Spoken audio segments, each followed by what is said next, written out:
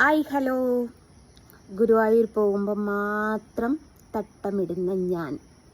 ഇപ്പോൾ കുറച്ച് ആൾക്കാർ വരും, എൻ്റെ തട്ടയുടെ പോയടീന്ന്, ഇത് സൗകര്യമല്ല ഇടാൻ.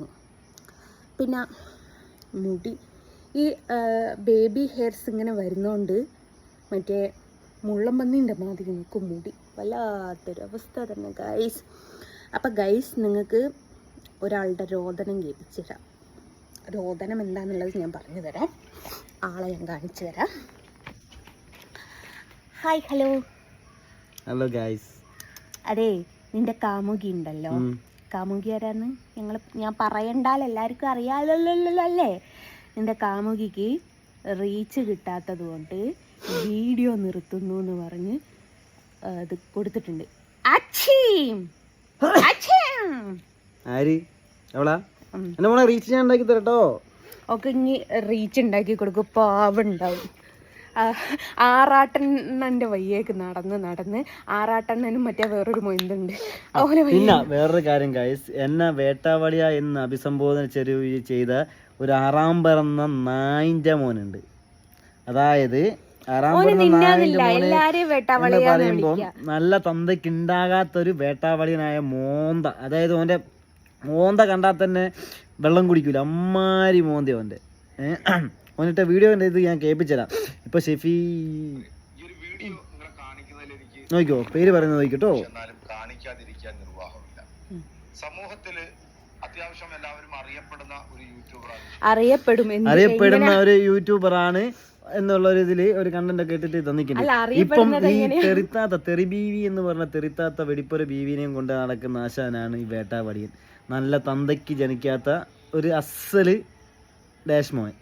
അപ്പോ ഈ വേട്ടാവളി എന്ന് എനിക്ക് പേരിട്ട് ഇവന്റെ മോന്ത ഇവൻ കണ്ണാടിക്ക് നോക്കട്ടെ. പീഡന കേസിൽ മാത്രല്ല, ഇവന് ഫാമിലി കാര്യങ്ങളൊക്കെ, ബാക്ക്ഗ്രൗണ്ടും കാര്യങ്ങളൊക്കെ അറിയാം. ഈ അടുത്ത് കാർ എടുത്തിട്ടുണ്ട്, എല്ലാ കാര്യങ്ങളും നമുക്കറിയാം. പിന്നെ ഇവനെ പണ്ട് ഒരു കുണ്ടനടി പ്രശ്നത്തിൽ പിടിച്ചതാണ്. കുണ്ടനടിയാണ് ഇവന്റെ വീക്കൻസ്. ഇപ്പോഴാണ് ഇവൻ തെരുത്താത്തനെ വഴി നടക്കുന്നത്. അപ്പോൾ തെരുത്താത്തനെ സപ്പോർട്ട് ചെയ്താൽ സംസാരിക്കപ്പോ നാസ്തികരായിട്ടുള്ള ചില നാറികളുടെ പിന്നാലെയാണ്. അതോടൊപ്പം തന്നെ ഈ നമ്മുടെ കണ്ണനെ പറയിപ്പിച്ചിട്ടുള്ള മുസ്ലിം നാമധാരിയായിട്ടുള്ള ജസ്ന എന്ന് പറയുന്ന ഒരു കൂതറ നിന്റെ തള്ള ഉണ്ടല്ലോ, നിന്നെ പൊറ്റു പോറ്റിയ തള്ള. ജനങ്ങളെ കൃത്യമായിട്ട് കാണിച്ചു കൊടുത്തിട്ടുള്ള ഒരു സഹോദരിയാണ് ഈ ഷെഫീന. അപ്പൊ ഈ ഷെഫീനായെ നമ്മുടെ ജസ്നയുടെ, കാരണം ഇവൻ പറയുന്ന ഈ ഒരു യൂട്യൂബർ ഇവൻ പൊക്കി നടക്കുന്ന എന്താ വെച്ചാല് അവളെയും താങ്ങി നടക്കുക ഇവൻ. അവളെ എന്താ പറയാ, അവളെ താങ്ങി നടക്കുന്നൊരു വേട്ടാവളിയനാണ് ഈ പരനാറി. ഇവൻ്റെ കമൻറ്റിൽ കണ്ടിട്ടുണ്ട് ഇവൻ തന്തയ്ക്ക് ജനിക്കാത്തതാന്ന് ഉള്ളൊരു കമൻറ്റ്. ഇവൻ തന്തയ്ക്ക് ജനിച്ചിട്ടില്ല എന്ന് വെച്ചിട്ട് മറ്റുള്ളവർ അങ്ങനെ ആവണമെന്നില്ലല്ലോ ഗൈസ്. കാരണം ഇവൻ പല തന്തയ്ക്ക് ഉണ്ടായതായിരിക്കും, അതായിരിക്കും അവൻ്റെ മോന്ത വരെ അങ്ങനെ. അപ്പോൾ ഇവന് ഒരുവിധം പ്രശ്നങ്ങളും കേസുകളൊക്കെ ഉണ്ട്.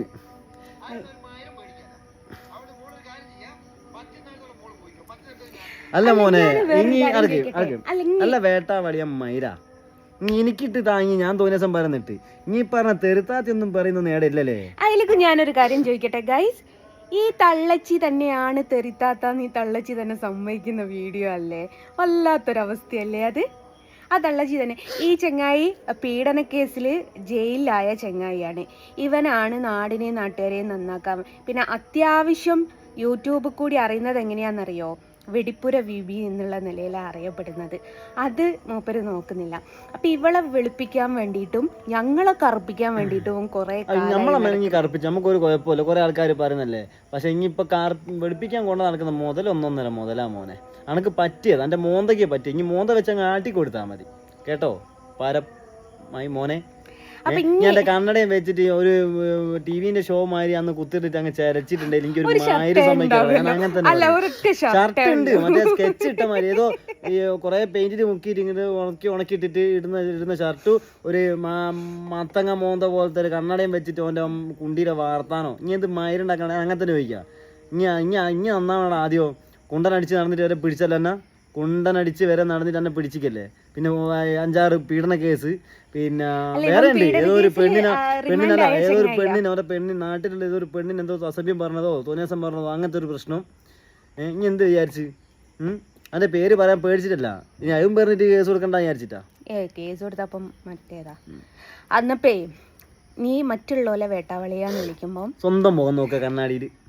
ഞാൻ വേട്ടാവളിയായിക്കോട്ടെ, എനിക്ക് ഒരു കുഴപ്പമില്ല. എനിക്ക് എൻ്റെ അച്ഛനും അമ്മയും എൻ്റെ ചിലവിനായിരുന്നു, എനിക്ക് എൻ്റെ അച്ഛനും അമ്മയും ചിലവിനായിരുന്നു. ഓർക്ക് ഞാൻ മോനല്ലേ, എനിക്കത് മതി. പിന്നുണ്ടല്ലോ നീ എന്നെപ്പറ്റി പറഞ്ഞത്, നീ ആദ്യം നിൻ്റെ തള്ളേനെ നന്നാക്കിയിട്ട് എന്നെ നന്നാക്കാൻ വാ കേട്ടോ. നിൻ്റെ തള്ള പണ്ട് മറ്റുള്ളവരെ നന്നാക്കാൻ പോയപ്പോഴാണ് നീ ഉണ്ടായത് എന്നുള്ളതും ചിന്തിക്കണം കേട്ടോ. അപ്പോൾ നിൻ്റെ ഇതിൻ്റെ മുകളിൽ മോൻ റിയാക്ഷൻ വീട് എത്തിക്കൊണ്ട് കേട്ടോ. ഓനതാണ് അത്. അല്ല നിനക്കെങ്ങനെയാണ് ഈ തെറിബീബി നല്ല പിള്ളയായത്? ഇങ്ങനെയൊക്കെ താങ്ങാവോ, ഇങ്ങനെയൊക്കെ ചെയ്യാവോ? നമ്മൾ നാളെയും കാണണ്ടേ? അല്ലാത്തൊരു കഷ്ടമുണ്ട് ചെങ്ങായിയോ. കുറച്ചെങ്കിലും ഉളുപ്പും മാനമൊക്കെ നിനക്കൊക്കെ ഉണ്ട് എന്ന് വിചാരിച്ച്. നിനക്ക് ഒന്നുമില്ല, യൂട്യൂബിൽ നിന്ന് വരുമാനം കിട്ടുന്നല്ലേ, ഒരു ഷർട്ടെങ്കിലും വാങ്ങിയിട്ടൂടെ ചെങ്ങായിയെ? എല്ലാത്തിലും ഒരു ഷർട്ട്. കഷ്ടണ്ടടാ. നിനക്ക് അത്രമേൽ ദാരിദ്ര്യമാണെങ്കിൽ പോയപ്പോൾ അതേ ഷർട്ട്. നിനക്ക് അത്രയ്ക്ക് ദാരിദ്ര്യമാണെങ്കിൽ പറ, ഞാൻ 2 ഷർട്ട് വാങ്ങിക്കൊടുത്തൂടാ.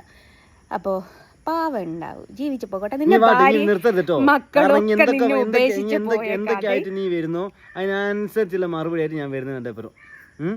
ഇങ്ങനെ സ്ഥലം നോക്കുമ്പോൾ അറിയാം. അതുകൊണ്ട് ആ രീതിയിലാണ് ആ രീതിയിൽ, എനിക്കിപ്പോൾ ഏത് വേറെ രീതിയിലാണ് വേറെ രീതിയിൽ എന്തായാലും തെളിവുകളായിട്ട് നമ്മൾ. എടാ ഞാനൊരു കാര്യം നിന്നോട് പറയട്ടെ മോ, എന്താ പിടിച്ചോനെ, നമ്മൾ അഹങ്കരിക്കുമ്പം നമ്മൾ ചിന്തിക്കേണ്ട ഒരു കാര്യമുണ്ട്. നമ്മുടെ ഈ അഹങ്കാരം എന്ന് പറയുന്നത് സബ്സ്ക്രൈബേഴ്സാണ് എന്നുള്ളത്. നിന്നെയൊക്കെ ഇങ്ങനെ കേൾക്കാനിരിക്കുന്നത് അവരുടെ ഔദാര്യം കൊണ്ടാണ് എന്നുള്ളത് ചിന്തിക്കണം.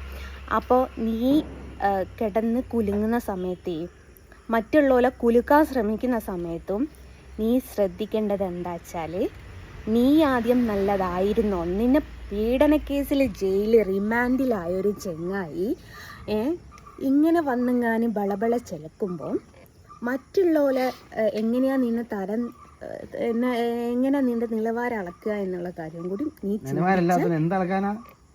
ചിന്തിച്ചാൽ നന്ന്. അപ്പോൾ ഈ വേട്ടാവളയാന്ന് വിളിക്കുന്നത് നിനക്ക് നല്ല പറ്റിയ പേരാ.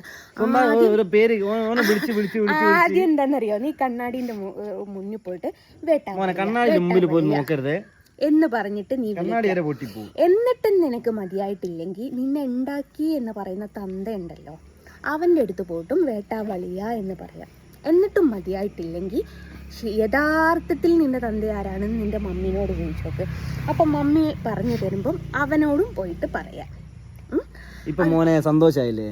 ഒരു കമന്റ് വീഡിയോ ഇട്ടപ്പോൾ വെറുതെ ഒരു കാര്യം അല്ലാണ്ട് അച്ഛനെ അമ്മേനെ കേൾപ്പിച്ച് കുറച്ചെങ്കിലും ഉളുപ്പ് വേണം. സ്വന്തം ഉണ്ടാക്കി തന്തേനെയും തള്ളേനെയും കേൾപ്പിക്കാണ്ട് ഞാനൊന്നും അങ്ങോട്ട് കയറി കേൾപ്പിച്ചില്ല, ഇങ്ങോട്ട് പറഞ്ഞിട്ട് അങ്ങോട്ട് കയറി പറഞ്ഞതേ ഉള്ളൂ. അപ്പോൾ മോനൊരു കാര്യം ചെയ്യുക, സ്വന്തം വീട്ടിലുള്ളവരെ ആദ്യം വേട്ടാവളിയൻ ആരാന്ന് ചിന്തിച്ച് ചോദിച്ചിട്ട് മനസ്സിലാക്കിയിട്ട് വരിക കേട്ടോ. നിനക്കൊക്കെ എന്നാ ഗ്ലാമറാണുള്ളതേ, അതും കൂടി ഒന്ന് പറ. നീയൊക്കെ എന്നാ ഗ്ലാമറും കൊണ്ടിട്ടാണ് കളിക്കുന്നത്? അപ്പോൾ നിന്റെ ഭാര്യയും മക്കളും നിന്റെ കൂടെ ഉണ്ടായിരുന്നെങ്കിൽ അറ്റ്ലീസ്റ്റ് നിന്നെ ഇത്തിരിയെങ്കിലും കാണാൻ കൊള്ളാമെന്ന് പറയായിരുന്നു.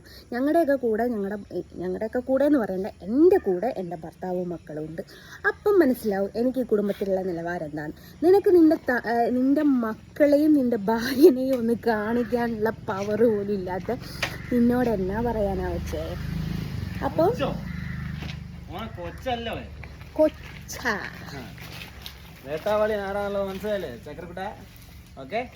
എന്തിനാടാ കൊച്ചെ നീ ഇതൊക്കെ കേൾപ്പിച്ചത്? ഏതായാലും നിന്റെ തെറിത്താത്തയാണ് തെറിത്താത്ത എന്ന് നീയും അവളും സമ്മതിക്കുമ്പം എന്നാ പറയാനാന്നറിയോ?